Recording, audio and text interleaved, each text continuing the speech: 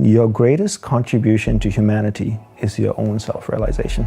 As you uplift yourself, you uplift everyone else around you. Nobody spends time with themselves. We depend completely on machines. We plug ourselves with a whole bunch of things to measure data, to see this, to see that. Why don't you just get rid of all that stuff and get to know your body, get to know your mind? If you don't spend any time doing that, how would you know what you want in life? We all want to be happy. Happiness should never be pursued, but rather pursue a lifestyle where the byproduct of that lifestyle results in happiness. I do that by being concentrated. Concentration is at the very core of all human endeavors and success, so that you can truly enjoy every experience in your life and be present. Young kids these days can only concentrate for a length of 7 seconds. How do you expect to solve problems in the world if your attention span is only 7 seconds? Why are we ignoring the environment? Because people are selfish. We have the most beautiful planet in the known galaxy, and yet we don't take care of it. Are we dumb or are we dumb? The way to start is to uplift human consciousness. When you wake up in the morning, ask yourself, how can I make a difference in the world today? We all need to help each other because we can't get through it alone.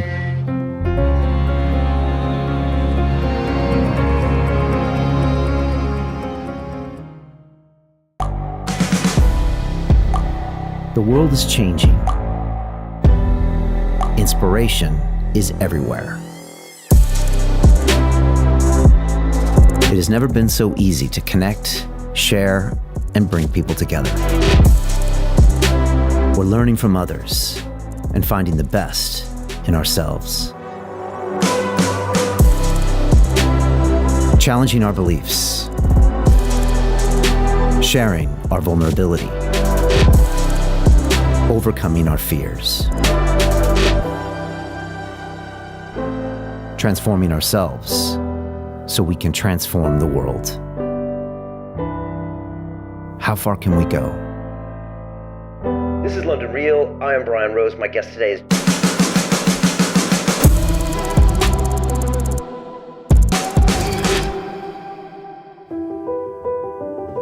Imagine giving up all of your possessions, saying goodbye to all of your friends and family, and traveling to a far-off place to dedicate the rest of your life to being a monk.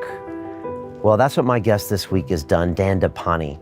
And he spent 10 years in a monastery in Hawaii with very few possessions, doing whatever his guru told him to do.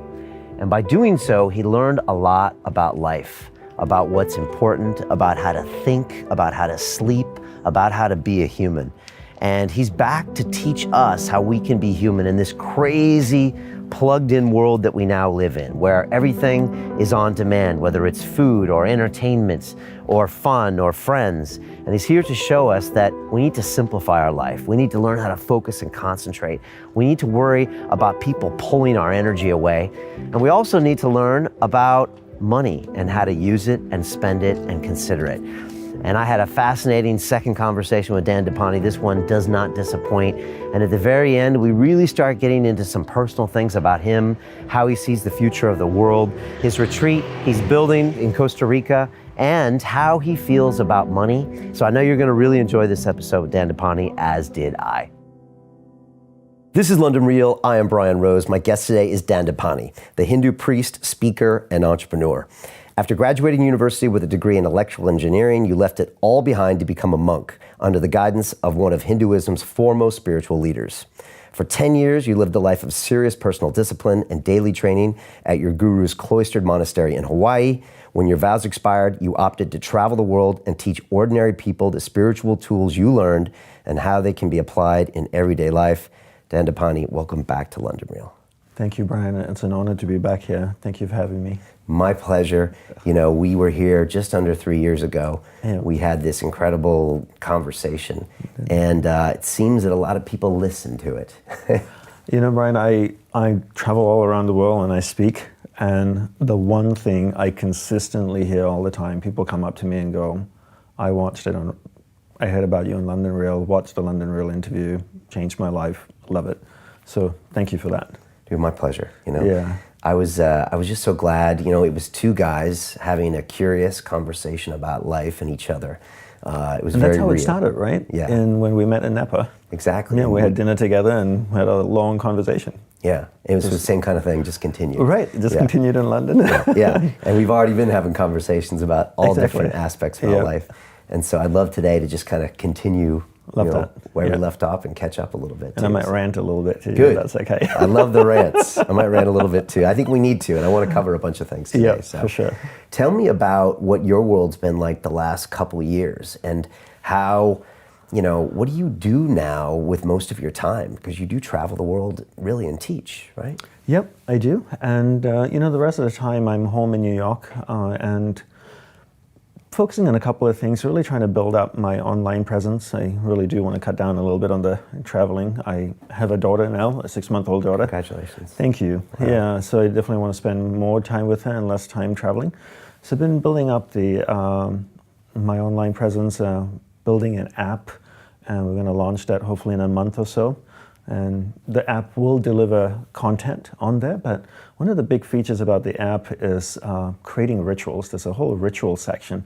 Because when I lived as a monk, it was all about rituals throughout the day, right? And a lot of times I think people have this misconception that, if you practice something in the morning, people say to me, Dandapani, if I practice meditation for 10 minutes every morning, is that going to affect my life? And be like, yes, but what are you doing the remaining 23 hours and 50 minutes? If you're doing things that counteract what you're doing in the morning, then it doesn't help. If you exercise for 10 minutes in the morning and the rest of the day you're eating, fish and chips and drinking beer and pizza, laying on the couch, it's not going to help. So the whole app is about helping people create rituals throughout the day. The same way that I have rituals in my life, and as a monk I was trained to have rituals. So I've been really focusing on that and creating proper content. Written my first book, have a draft. Just finished it last Thursday, so okay, congrats. Yeah, so we're going to get that published hopefully sometime this year. Okay. And then our project in Costa Rica where we're building a retreat center. And who is your typical client? Is it kind of the CEO of the up and coming tech startup? Is it sports people? Is it everyday people? Yeah, my typical client that I work with in person is entrepreneurs. So they're entrepreneurs from small to large businesses, small meaning 10, 15 million or higher, and then people that own billion-dollar companies. So those are the people that I work with, and I also work with a couple of athletes as well, a couple of sports, very successful athletes. So, what do they struggle with mostly? What's their biggest challenge usually when they come to see you?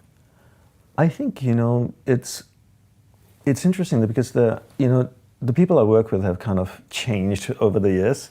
And I would say in the last 2-3 years, the people I worked with, what they really want to know is I think they've come to the realization that they know very little about the mind. They're experts in their areas, but they know very little about the mind, and they really want to understand the mind better so that they can leverage their mind to be even better at what they do.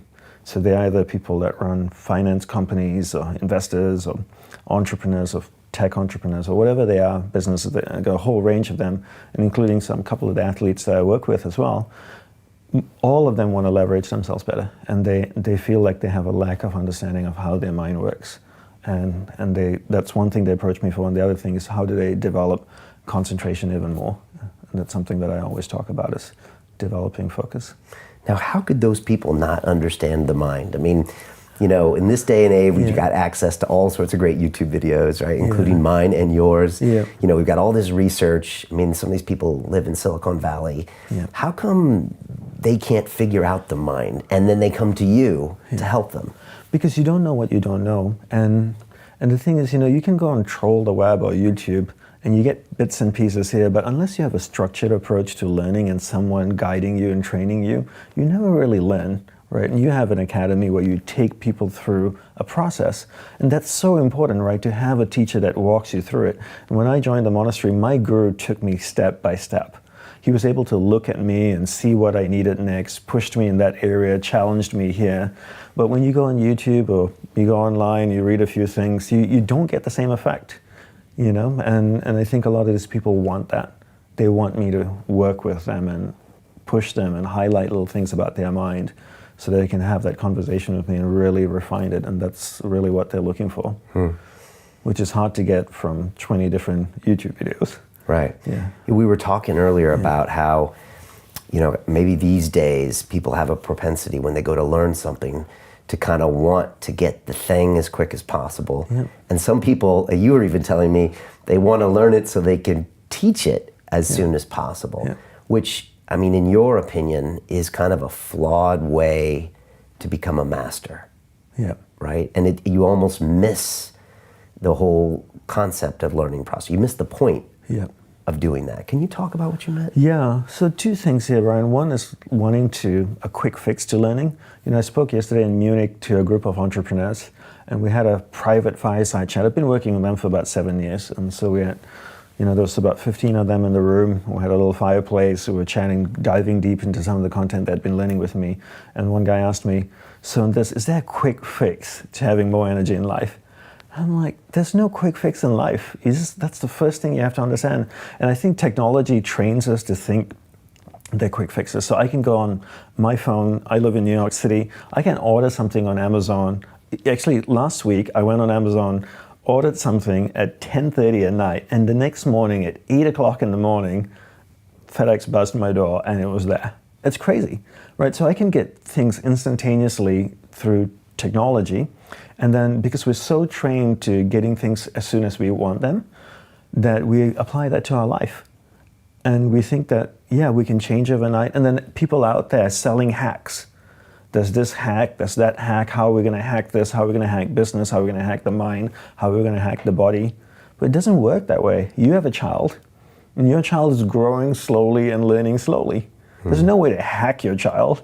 Can you make your 3-year-old boy, right? You have 3-year-old boy learn... Walk faster, talk faster. Learn triple integrals by tomorrow. Why don't you hack him? It doesn't work, right? And then why as adults do we think we can hack everything? It's not sustainable, right? And then the other thing about being a teacher is that, that's another thing that's being sold out there. Besides hacking, it's like, let me certify you to be a yoga teacher. Let me certify you to be a life coach. I know you're 19 years old and you've never had any experiences in life, nor have you achieved anything that pushed you beyond the limits of your imagination, but let me certify you as a life coach after a 3-day weekend program. And I think when you go with the idea that I'm going to learn something and then take that content and teach it, you never really learn. When I went to the monastery and to learn from my guru, I went purely to be a student. First of all, I went there with the knowledge that I knew nothing. I wanted to learn from him.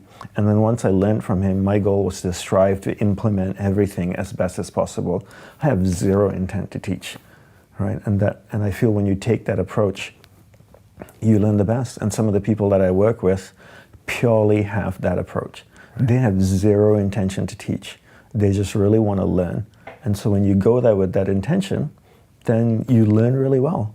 Because then you're not thinking, because if you go thinking, I want to take this knowledge and teach it, then when you listen to the person speaking to you, the first thing you're going like, that's really good, that's interesting. I think I'm going to share it that way. I should really include that in chapter 5 of my course. Yes. And I think I'll add that little bit to this and then I can teach it that way. So then you're not processing, you're taking it, you're repackaging it, and you're thinking how to sell it or give it out again. And that very much contrasts your experience in the monastery, which, first of all, the only reason you went is because you were massively inspired and moved by your guru. Yeah. And you were ready to pretty much give your life over for 10 years. And I did. And you did. Yeah. And even for 2 years, he made you wait until you could come. Right. And so first of all, you had a teacher that you chose as someone who pretty much lived the whole life and walked the walk. He completely did. Right. Yeah. And then he made me wait, and he gave me so many challenges and tests along the way to see how serious I was as a student. And I did everything he told me to do. What did he tell you to do? What were some of those things? He told me to find my way from Perth, Western Australia to Hawaii. And I was a student in college, I had no money. So I went and got a job washing dishes in an airport, literally plane loads of dishes.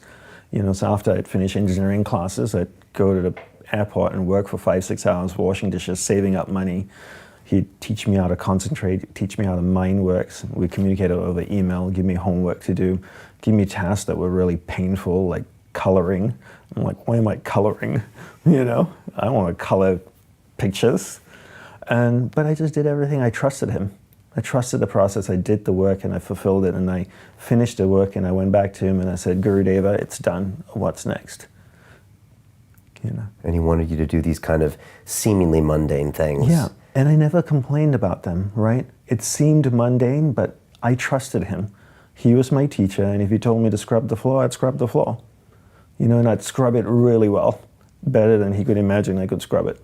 And then I'd go and say it's done. And I might do a little bit more than I think I can.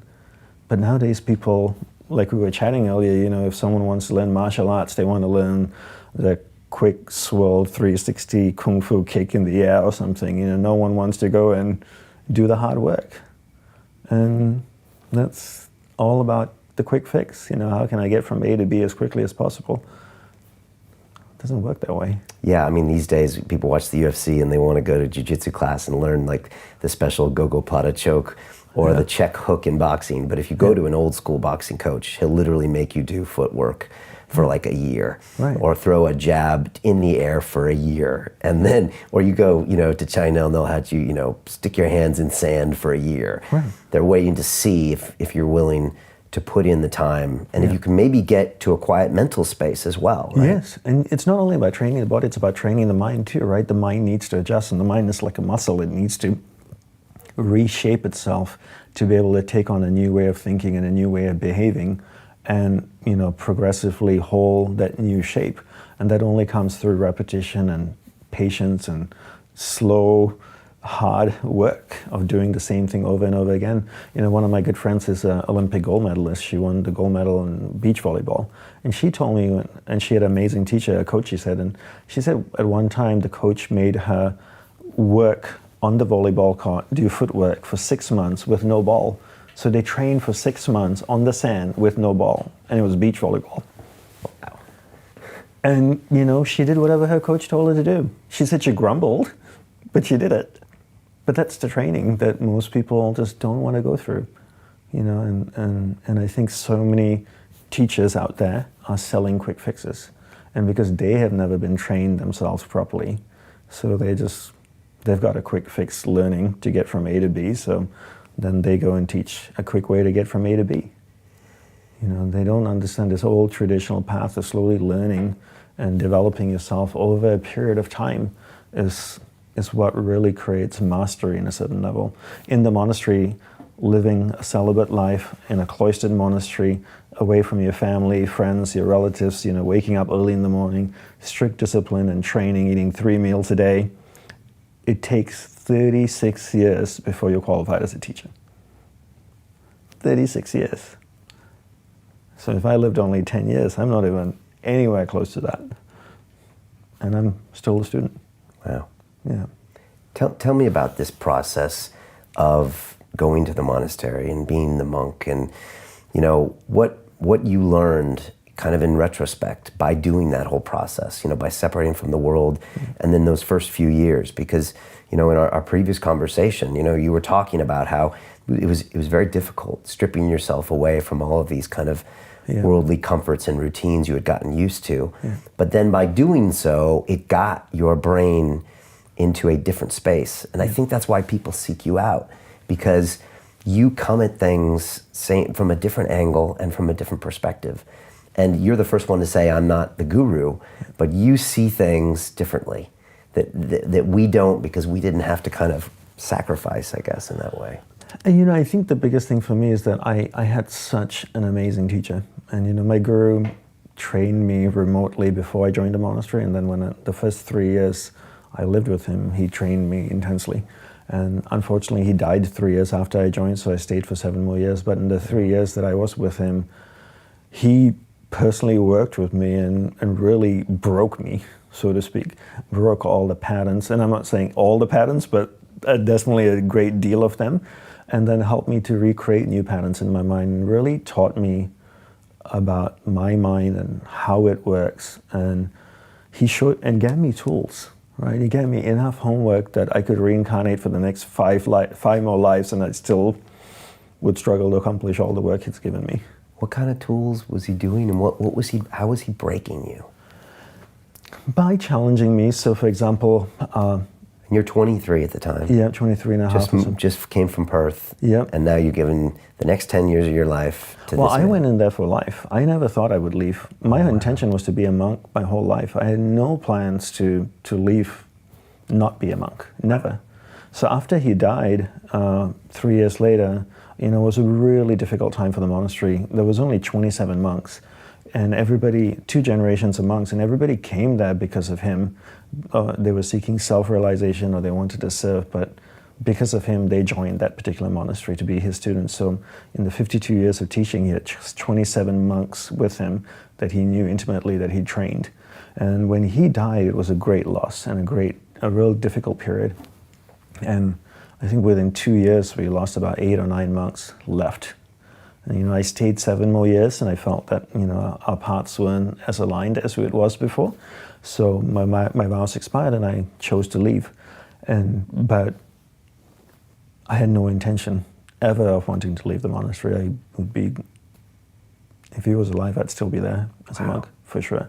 Wow. So it wasn't that I went in there, I was going to do 10 years and then leave and go travel and teach. That was never my intention. Okay. Yeah. But so when I left, I was like, I had to do something now. Right. Yeah. And so those first few years, he kind of goes to break you. Yeah, and it's really about, he's able to, because he only had a few students, and he always wanted a few students so that he could understand you, right? If you have 20,000 students, you can't get to know them, but if you have 27, you can know each one intimately. So he got to know me, he got to understand me, he got to see my habits, my weaknesses. One thing, that he worked with me is to really teach me to be non-attached. So one way, all the monks lived in a hut that was 10 feet by 10 feet by 10 feet tall. So 4 walls, 2 windows, a door, just a futon mattress, a pillow, a blanket, and an oil lamp. No toilet, no electricity, no plumbing, nothing in there. And that was the big hut, right? It was so 3 meters by 3 meters. That was considered the big hut. And I lived in one for a few months, and then he would move me to another place. He'd move me to an office, and he says, I want you to sleep here in the meeting room. And I'm like, okay. So I rolled up my futon mattress, and I went and slept in the meeting room. And I remember a giant centipede, like about 8 inches, falling from the air conditioning. I'd sleep under the air conditioning vent because it was Hawaii, it was warm, and I wanted to be a little bit cool. I remember one fell on my chest and ran across my body. And so I'm just sleeping in the meeting room, and then I'd be there for a month with nowhere to put my stuff. I'd tuck it under a table somewhere, whatever clothes I had, robes I had.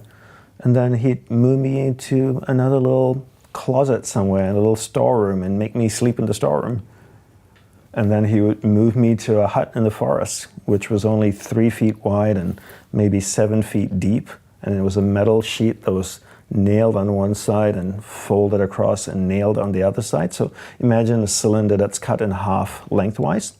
So if I sat in there on my butt, I'd have maybe about 3 inches between my head and the top of the roof. Wow. And I could crawl in and lay in it, but I couldn't sit up in it. I could sit cross-legged in it.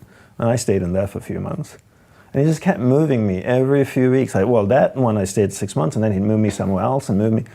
And then eventually I just realized, I had a few of his books, I had some beads, even in the monastery I ended up collecting little things. And after moving a few times, it's just like, I don't want any of this stuff. I just had my robes, toothbrush, I'm good to go.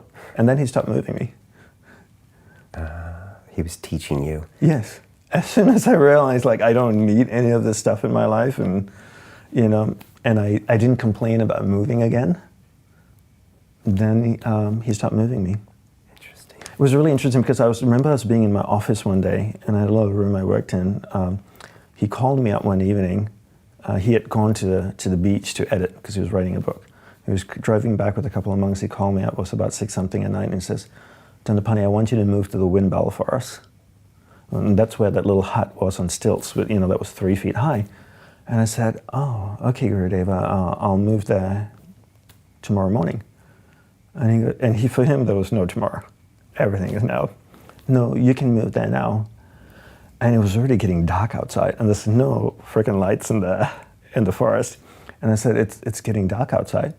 And he goes, but you have a flashlight, don't you?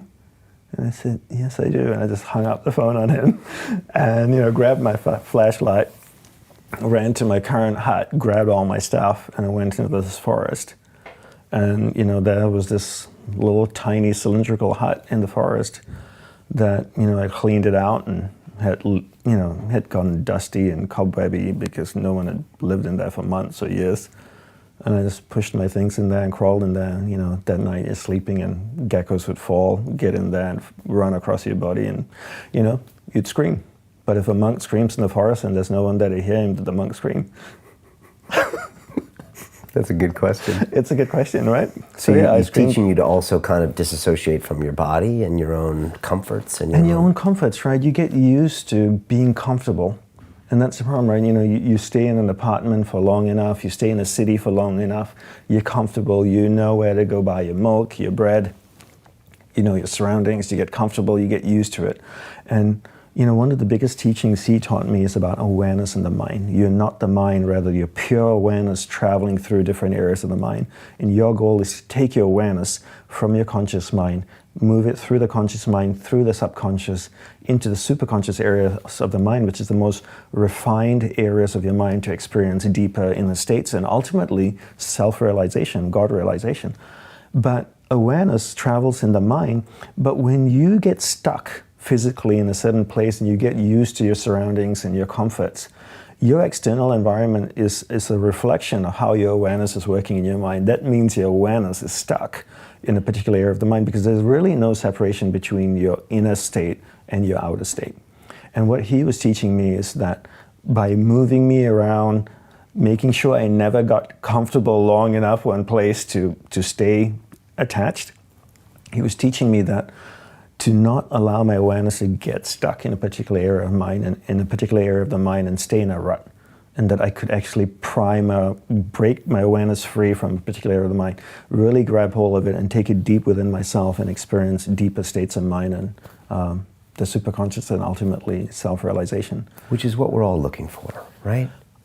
I don't know if it's everyone is looking for it, because I think people aren't aware what it is. They haven't defined it for themselves. But I think ultimately people are looking to have a better life and a better experience. And I doubt there are people out there that just want to be miserable. People want to be comfortable, they want to be happy, they want to be joyous. But are they looking for self-realization? I don't know.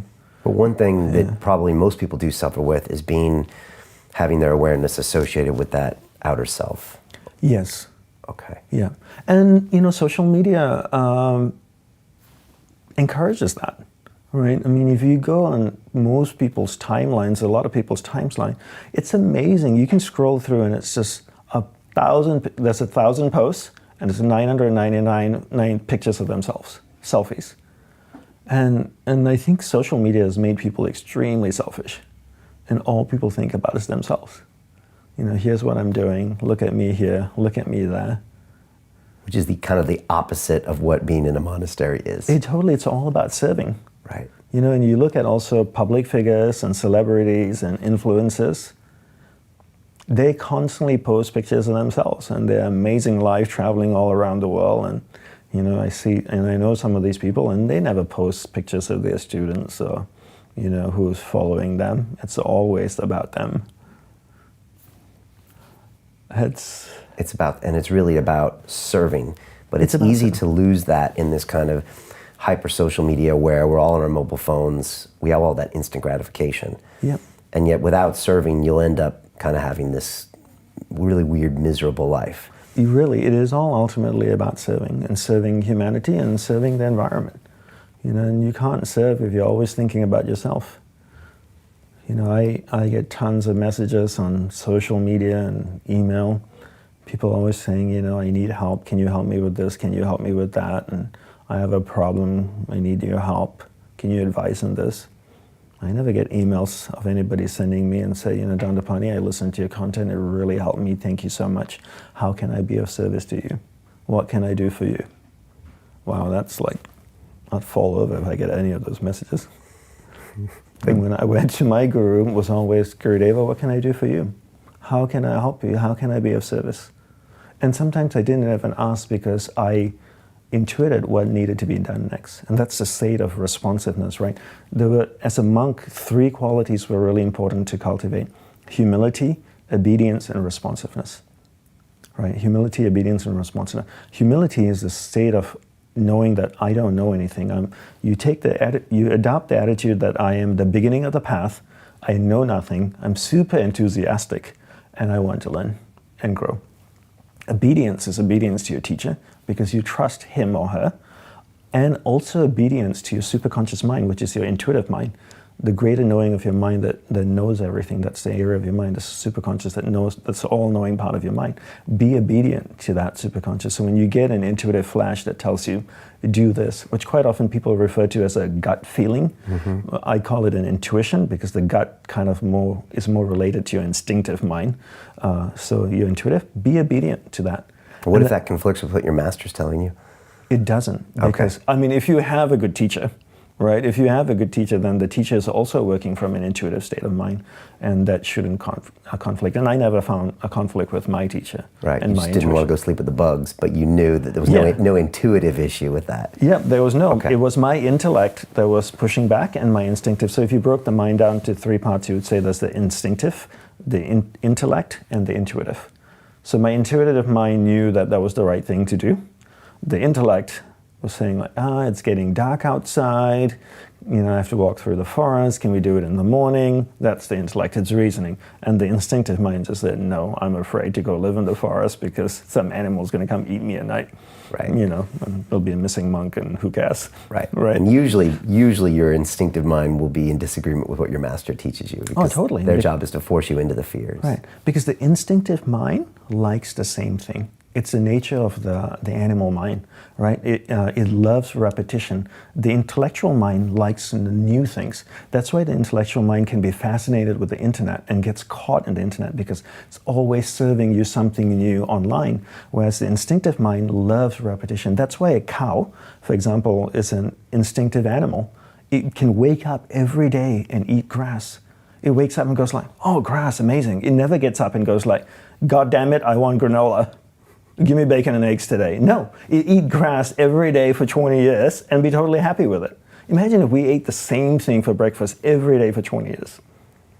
We'd probably go like, no, like put something different on it, right? But the instinctive mind loves the same thing.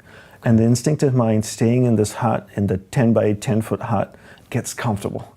It knows its surrounding, and that's what the instinctive mind wants, right? It wants familiarity. It wants everything to repeat itself in the right way. And when it does that, it feels safe and secure. Okay. And that's why, just to go slightly off topic a little bit, in the monastery and in the military, they have rituals and routines. Because if you look at the instinctive, intellectual, and intuitive, one of the things you want to do is to make the instinctive mind be totally safe and secure. And by that, you create routines. Monks have routines, soldiers have routines. You feed them at the right time every day, right? When that happens, the instinctive mind of a soldier and of a monk becomes safe and comfortable. They don't have a fear and flight feeling.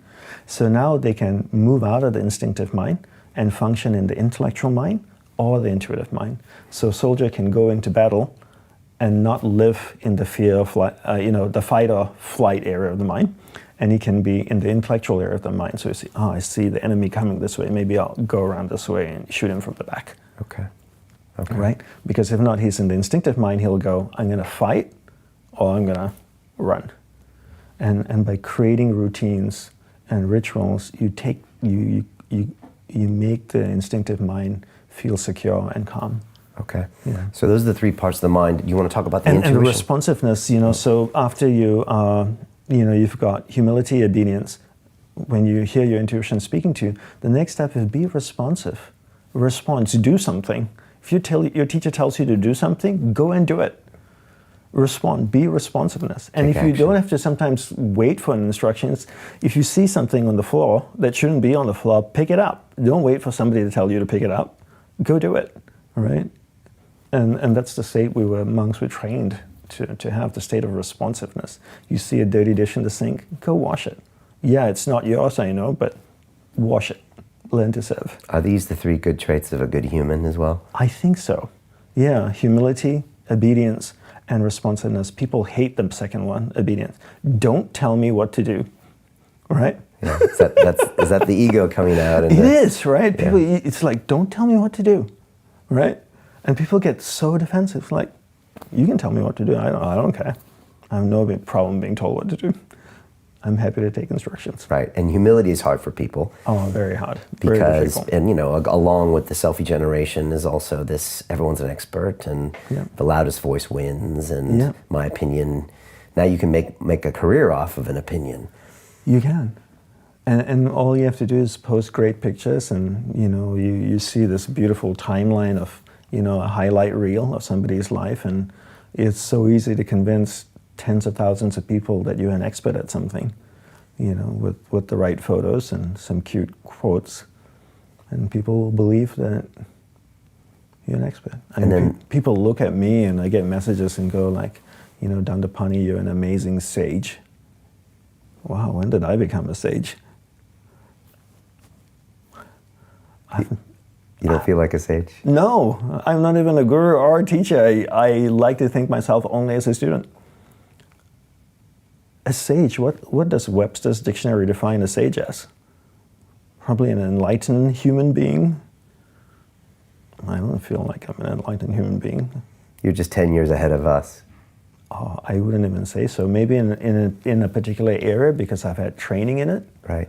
In the same way that I could say, you know, you're 20 years ahead of me in interviewing people and knowing how to put a good show together, you know, conversation. But that's your area that you've worked hard in training yourself. You spend decades and years working on this and refining it every day, talking to people, listening, seeing how we can do this better. You look at this beautiful space you've created. You know, 3 years ago you were in a completely different space in a smaller office, and now I walk into this place and it looks so amazing. You know, you have bright souls working for you that are enthusiastic and happy with what they're doing. You have such an uplifting office space, and I mean, look what you've created in 3 years. You know, what an accomplishment. Congratulations, Brian. Thank you, man. Yeah. I think what people find fascinating about you is that you went and did this thing for 10 years that most people would never do. Because it looks so difficult and committing and giving their life away. And then you came one of the few people to come out and then talk about it. And so I think you give us this perspective that in a weird way seems so obvious, and yet we can't figure out on our own because we're so busy with the distractions and serving the intellect with a Google search and posting our Instagrams and ordering our food on Deliveroo and going to the coffee shop. You know, that for somehow we can't see the forest for the trees. Is that a decent assessment of? Yeah, for sure. People don't take time out for themselves, right? And that's something, you know, I've been saying lately to a lot of people is that nobody spends time with themselves. And when I say this to people, they go like, oh, I have alone time. Every evening when I walk my dog for half an hour, that's my alone time. And you're like, no, that's walking a dog. When I'm at the gym working out, that's my alone time. I go like, no, that's being at the gym. Alone time is you sitting down in a chair at home or on the floor, cross-legged, you know, no music, no journal, no podcast, your eyes closed, and spending time in contemplation and reflection. Not meditation, but in actual reflection and really having a conversation with yourself, the same way we're having a conversation, getting to know each other and each other's opinions and thoughts. You have a conversation with yourself, and people don't do that. Right? They don't spend any time doing that. And if you don't spend any time doing that, how would you know what's important in your life, where are you struggling, and what you need to focus on next, and what you need to work on? You're so busy from the moment the alarm rings, they reach over to the side table, grab their phone, turn off the alarm, look at all their notifications, and then start stroking that phone. This is how people get pleasure in the morning, stroking their phone. Yeah. And right? And then every 10 years, someone has a quote unquote midlife crisis when they realize that they're living a life that they've never contemplated, they've never planned, they're not connected with, right? And then that's kind of life. And then you're on your deathbed looking back saying, what did I do? Why did I value these things? Yeah. And they're wondering why. And it's because they never spent the time in solitude with themselves. Do the work now so you can spend the rest of your life living a life that's in alignment with your purpose. once you figure out what you want now and what your purpose in life is, then you can spend the rest of your life living a life in alignment with that purpose. And talking about deathbed, when my guru was dying, one of the last things he said on his deathbed was, "What an amazing life. I would not have traded it for anything in the world."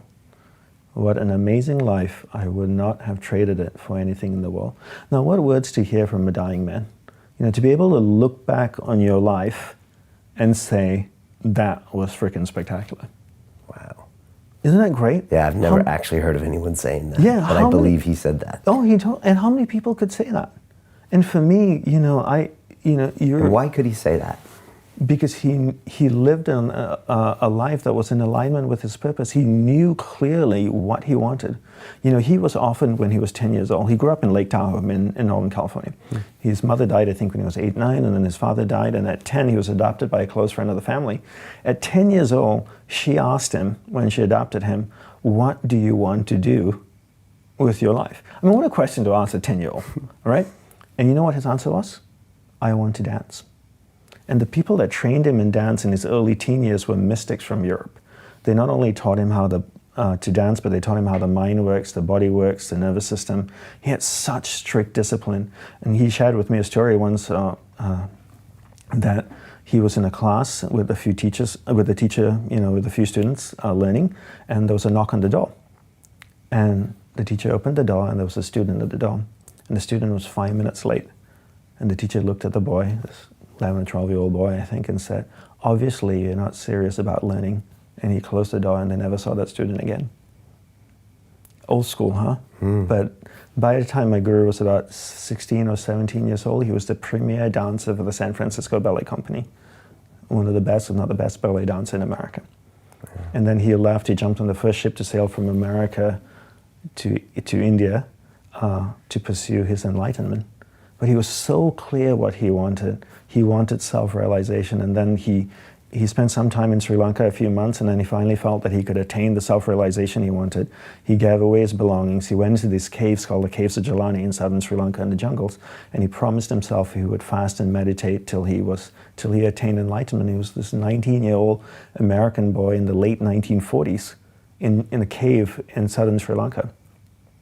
So when you're so determined, when you're so clear what you want in life, and you're so determined to get it, and you're willing to give up everything and everyone for it, then you're living a life in alignment with your purpose, and then you can spend the rest of your life in sync with who you are, as opposed to chasing so many different things around you that sparkle, whether it's, I want to be like that person, and I want to do this, and that sounds fascinating, maybe I'll try that for a few years. You meet kids nowadays that are 18, 19, 20 years old, and you ask them, "What do you want to do? What are you studying at university?" "Oh, I think I'll do science and for a year, and then I might major in this, but I was also thinking I might take a year off, travel a little bit and then come back, and I'm not sure, maybe I'll do arts. I'm kind of interested in this topic." How do you not know what you want to do? We have one life. You don't get a second shot at this. Get clear what you want. And how do you do that if you don't have the benefit of being able to go to a monastery where after a couple years of these routines and this lack of any type of comforts, you kind of have to figure it out, right? Or you kind of go crazy or you leave. I would say, for the monks that came to the monastery, they already knew what they wanted before they came, because my guru wasn't accepting people that didn't know what they want. Okay. So you went to the monastery for the purpose of wanting to get self-realization or attain self-realization. So everyone that came in was already clear what their purpose in life is. Okay. The monastery was about training them for self. So for me, I was clear what my purpose in life when I was about 8, 9 years old. I knew exactly what I wanted.